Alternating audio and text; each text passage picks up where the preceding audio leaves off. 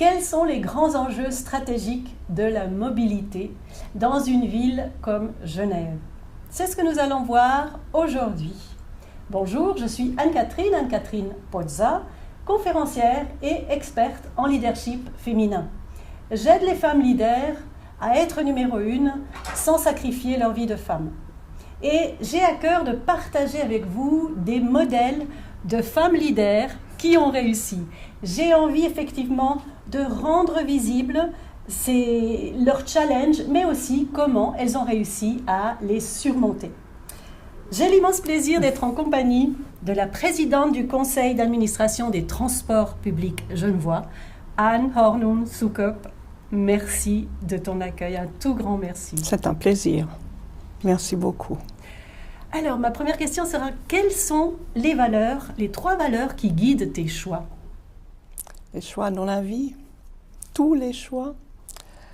Alors, je pense que c'est la communication, c'est-à-dire vraiment la communication authentique entre les personnes. Je pense que c'est très, très important. C'est l'éthique, c'est clair, ça c'est important dans tout ce qu'on fait. Et puis, je dirais que c'est les gens. J'ai toujours été portée vers les gens, les personnes en face de moi, les personnes pour qui je travaille, les personnes qui travaillent pour moi. C'est ça qui fait tourner le monde. Donc ça, c'est très important pour moi. Et qu'est-ce qui te fait vibrer? Beaucoup de choses. Alors, aujourd'hui, dans ce rôle, en tout cas, ce qui me fait vibrer, c'est vraiment la stratégie d'une telle entreprise, une belle entreprise de transport public comme les transports publics genevois. La mobilité est en pleine évolution et mutation, et c'est un sujet qui est énorme, qui est mondial, qui préoccupe les politiciens et les personnes, la population des pays partout au monde, et qui change très très rapidement. Donc c'est difficile à fixer une stratégie quand on ne sait même pas où on sera dans une année ou deux. J'utilise très souvent l'exemple d'il y a 5 ans, même juste il y a 5 ans, je pense que les transports publics ne savaient pas que les vélos électriques seraient de la concurrence pour les bus et les trams. Et ça, c'est tout nouveau. Maintenant, les scooters qui viennent, il y a la multimodalité, toutes sortes de modalités. Tout ça, ça fait partie de la fabrique de la société. C'est pas juste économique, c'est aussi social, c'est culturel. Tout ce qu'on fait dans la vie, on a besoin de bouger. Et là, à Genève, c'est particulièrement dur parce que c'est une ville très, très dense et avec des gens qui bougent sur des distances assez grandes. Et il faut que les TPG, que n'importe quelle société de transport offre des prestations, des possibilités de bouger aux gens qui sont efficaces, qui sont raisonnables en prix, qui sont propres et en ordre. On est quand même en Suisse. Donc, il faut offrir un système qui est très efficace. Ça, c'est actuel. Et puis, en même temps, essayer de voir, d'ici 5 ans, d'ici 10 ans, où est-ce qu'on sera? Les bus et les trams, c'est une chose. Les TPG ont déjà lancé des véhicules autonomes, par exemple, sans conducteur. C'est angoissant pour certaines personnes. Ça fait partie de l'avenir pour d'autres. C'est actuel. Maintenant, c'est en place. On a déjà une ligne. Mais c'est quelque chose qu'il faut accompagner avec les collaborateurs et avec la population. Donc, tout ça, ça me fait vibrer beaucoup parce que c'est un tout qui est très, très large. C'est pas juste les bus et les trams. C'est vraiment un sujet de comment le monde va se déplacer à l'avenir.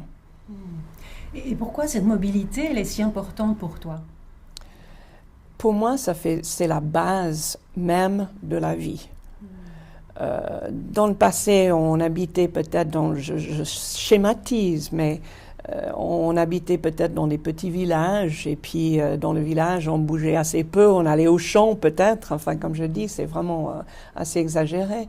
Mais même à l'époque, on allait par exemple dans la vallée des Joues pour vendre les montres, on descendait en plaine, on allait au marché de Genève.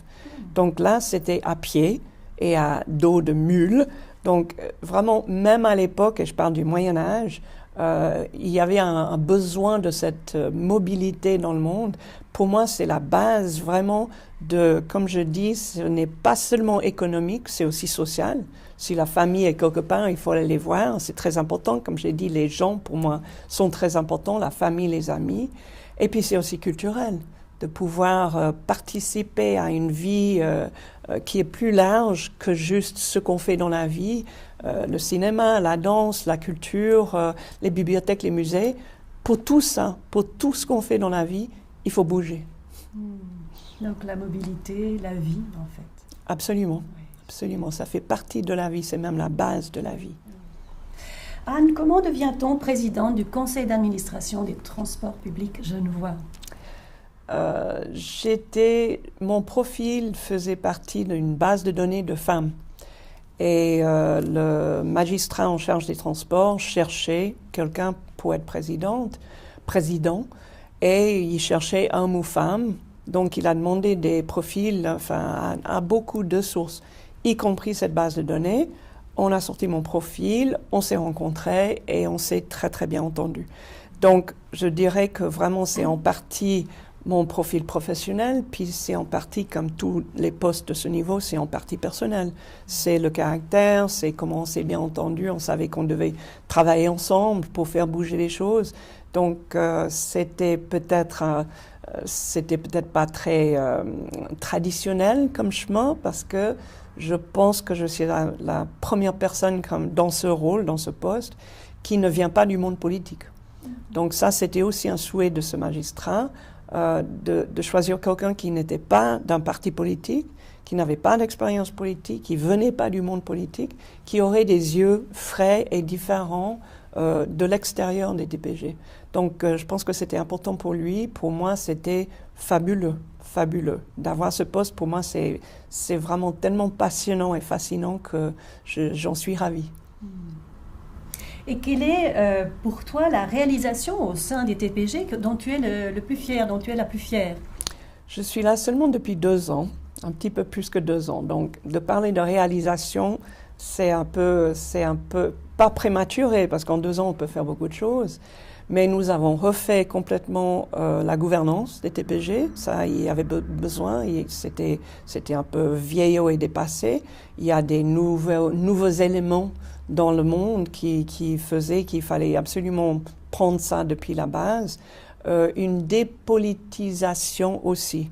Et ça fait partie du fait que je ne viens pas du monde politique. Pour moi, il n'y a pas de position politique au conseil d'administration des TPG. C'est des positions qui cherchent une solution au problème. C'est des positions qui doivent nous permettre, nous tous, tout le conseil, à trouver les solutions. Donc, quand c'est très politique, j'ai tendance à me concentrer, je suis quelqu'un de très pragmatique de toute façon, j'ai tendance à dire, bon, on a ce point de vue et ce point de vue, pour moi, c'est pas politique, c'est des différents points de vue, et comment est-ce qu'on trouve une solution? Avec ça, et peut-être 3 et 4.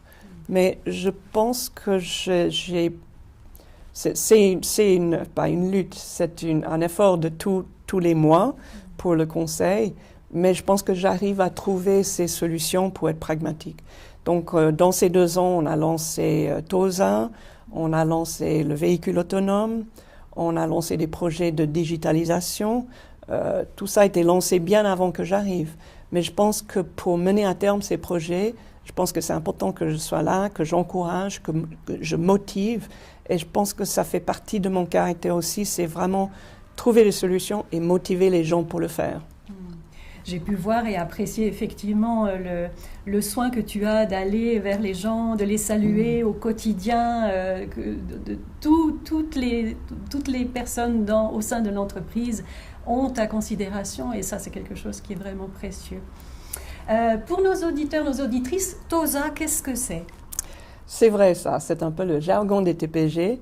Donc TOSA, c'est un bus électrique propre, donc en environnement, et sans ligne aérienne. Donc les bus électriques des TPG pour l'instant, c'est les trolleybus. Et il y a des lignes aériennes électriques. On n'a qu'à regarder la place Bel Air pour savoir quel chaos ça fait dans le ciel. Et la place Bel-Air est magnifique. C'est une place magnifique, historique, avec des immeubles, une architecture autour qui fait de la place un bijou du centre de Genève, et on ne voit rien. On est entouré et couvert sur la tête de lignes aériennes.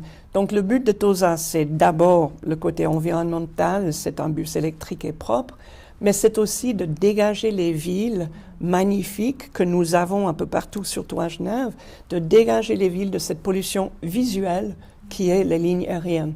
Donc, et c'est en plus un aspect très fort des bus TOSA qui sont en place maintenant, qui sont sur la ligne 23 qui va à l'aéroport.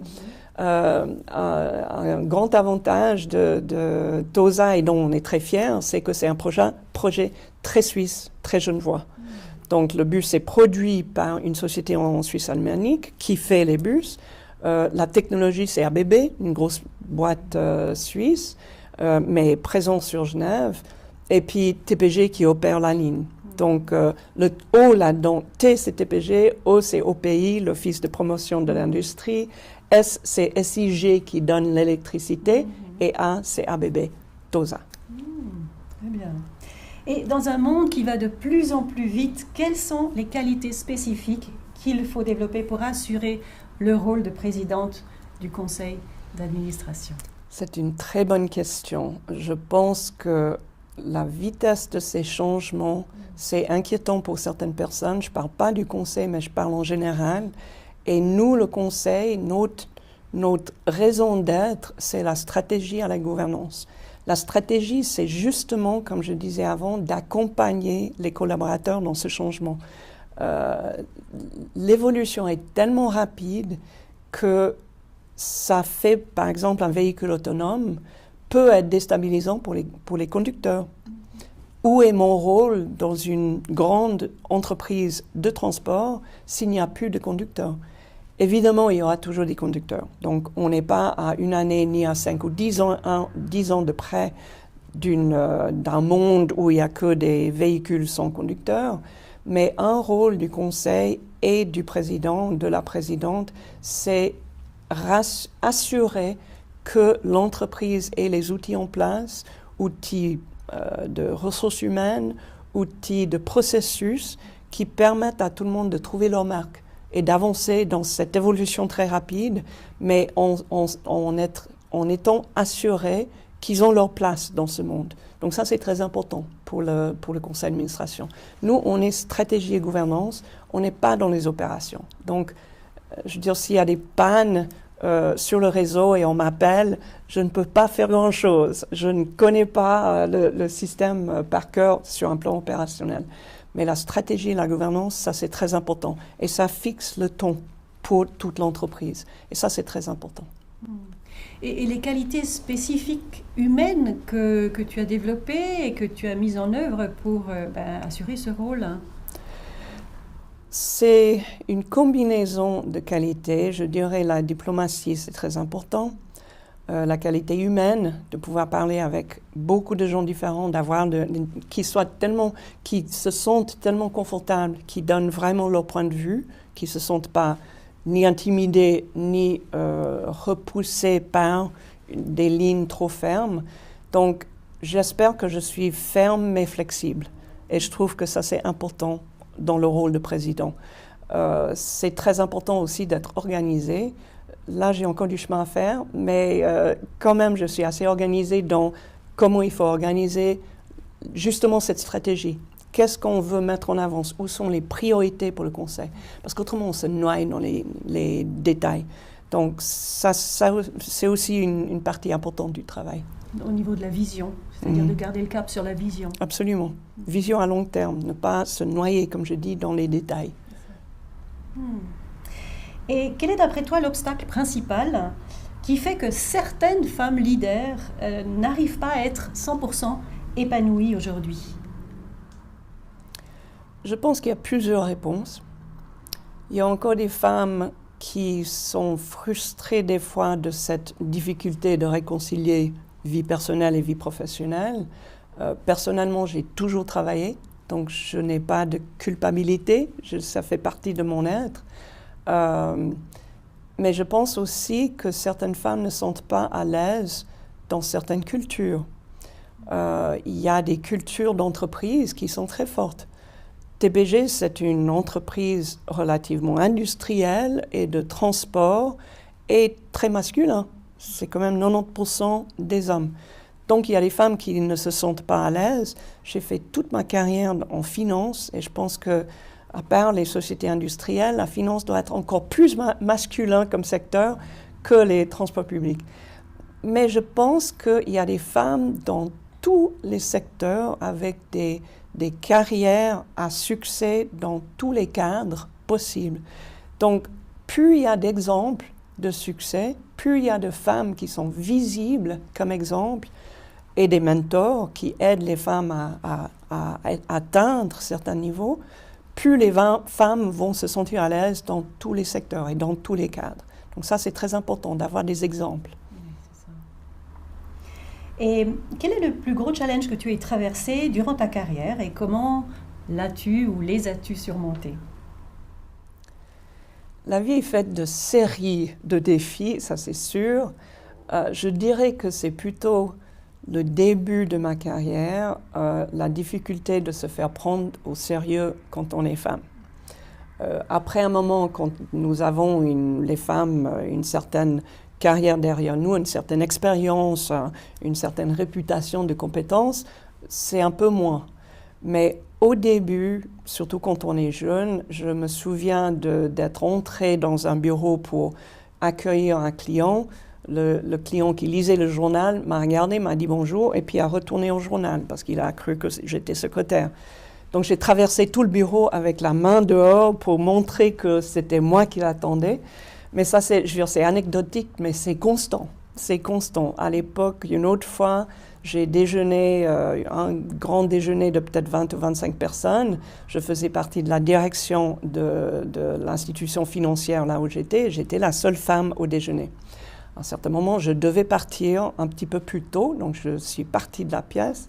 Et quelqu'un dans la pièce qui ne me connaissait pas s'est tourné vers quelqu'un d'autre qui me connaissait. Il a dit « Qui était cette bonne femme et pourquoi elle a déjeuné avec nous ?» Alors évidemment, mon collègue a eu grand plaisir et j'ai apprécié. Il est venu en se marrant dans mon bureau après pour dire « Tu ne peux pas imaginer ce qu'on vient de dire sur toi. » J'ai trouvé très drôle, mais c'était symptomatique. Une femme n'avait pas sa place dans ce déjeuner parce que c'était un déjeuner d'un conseil et d'une direction. Donc il n'y avait pas de place pour les femmes. Alors c'est de lutter contre ça, mais avec efficacité et fermeté, mais je veux dire, j'ai toujours eu un sens de l'humour. Je ne me froisse pas trop, mais de temps en temps, je sais très bien occuper une place. Et ça, c'est important. Occuper une place. Qu'est-ce qu'on pourrait dire par rapport à ça? Comment est-ce qu'on fait? Comment est-ce qu'on s'y prend pour justement prendre sa place de leader? Une certaine partie de ça, c'est la confiance en soi. Oui. Ça, c'est clair. Ça se travaille. Le fait de pouvoir parler en public. Il y a plusieurs personnes qui m'ont dit, les Américains, moi je suis d'origine américaine, vous apprenez ça à l'école et nous pas en Europe. Et j'ai réfléchi, effectivement, moi j'ai eu mon premier cours de parler en public, j'avais peut-être 10 ans. Donc c'était très très tôt. On devait, peut-être même 8 ou 9 ans, on devait présenter à la classe et on était corrigé. Si on commençait avec, je ne sais pas, je dirais, coupez tout de suite et puis vous recommencez. Tu recommences comme étudiant. Donc je pense que ça fait partie, on n'a pas besoin de parler en public pour parler bien devant un conseil. Et ça, c'est important. Le fait de parler en public, c'est aussi, ça permet de parler à des groupes. C'est une façon de parler en public, même si c'est un groupe de 5 personnes. C'est quand même s'exprimer, exprimer un point de vue, être clair et expliquer l'enjeu de ce qu'on dit et de la discussion dans laquelle on est. Donc, je pense que confiance plus une certaine facilité de s'exprimer, c'est important. Et quelle pépite as-tu envie de transmettre aujourd'hui aux femmes leaders pour les aider à être numéro 1 sans sacrifier leur vie de femme? Moi, je dirais, si j'ai un conseil pour les femmes, c'est oser. C'est oser. Très souvent, les femmes, pas très souvent, mais des fois, les femmes se retiennent de prendre des risques, de prendre un poste où on n'est pas 100% sûr qu'on est qualifié pour ce poste, ou même de postuler pour les postes. C'est assez connu dans le monde de ressources humaines que les hommes ont tendance à postuler pour un poste s'ils ont 20, 30, 40% de qualification pour ce poste. Les femmes attendent de postuler, d'avoir 75%, 80%. Je veux dire vraiment, là, je n'ai pas encore les 20%, donc je ne postule pas parce que je n'ose pas. Il faut oser. Des fois, les entreprises, les conseils, les entités recherchent quelqu'un qui est différent. Et ça, c'est très souvent, c'est un des problèmes pour trouver des femmes qualifiées pour les conseils et pour d'autres postes. C'est parce qu'on a fait un profil qui est tellement rigide et fixe qu'on ne voit pas quelqu'un de différent en dehors de ce cadre, y compris le genre. Donc, le profil est très ferme et très rigide, très fixe, disons, et puis on se dit, bon, Monsieur Dupont, il est parfait. Mais on n'ouvre pas la porte à beaucoup d'autres personnes. Donc, si je peux donner un conseil aux femmes, c'est vraiment oser. Si on dit non, on dit non. Mais c'est comme ça qu'on avance dans la vie. Donc ça, ce serait vraiment mon conseil le plus fort. Super. Et pour terminer, quelle est l'actualité ou le message que tu as envie de transmettre à nos auditrices, nos auditeurs? Comme je viens de dire, je pense qu'il faut oser dans la vie. Il faut se former, c'est clair. Il faut se former dans beaucoup de compétences dans sa vie. Mais en tout cas, il faut sortir de ce qu'on connaît. Et ça va avec le mot « oser ». C'est vraiment sortir, faire des activités qu'on ne connaît pas parfaitement, oser postuler, oser parler avec des gens qui sont en dehors de notre secteur, s'intéresser au monde sur un plan large, c'est-à-dire pas juste ce qu'on a toujours fait. Moi, en plus de la finance, je me suis toujours intéressée à beaucoup de secteurs, y compris la mobilité et l'urbanisme. Et donc, ça me sert maintenant que ça fait 20 ans que je regarde ça, sur un plan économique. Mais en fait, c'est beaucoup plus large. Donc voilà, ça c'est peut-être mon mot de la fin, c'est vraiment sortir du sentier battu et oser d'aller vers les défis ou juste les nouveautés. Merci infiniment. Alors, mesdames, eh bien, osez sortir des sentiers battus et puis osez prendre des places de leaders parce que le monde a besoin de femmes leaders, d'hommes leaders aussi. Donc, osez prendre votre place. Merci beaucoup. Merci. Merci Anne-Catherine. Super. Donc, non, c'est passionnant tout ça. C'est vraiment passionnant. Mais j'adore. Vraiment, j'adore. Je te remercie. J'ai toujours un grand plaisir à ce genre d'exercice.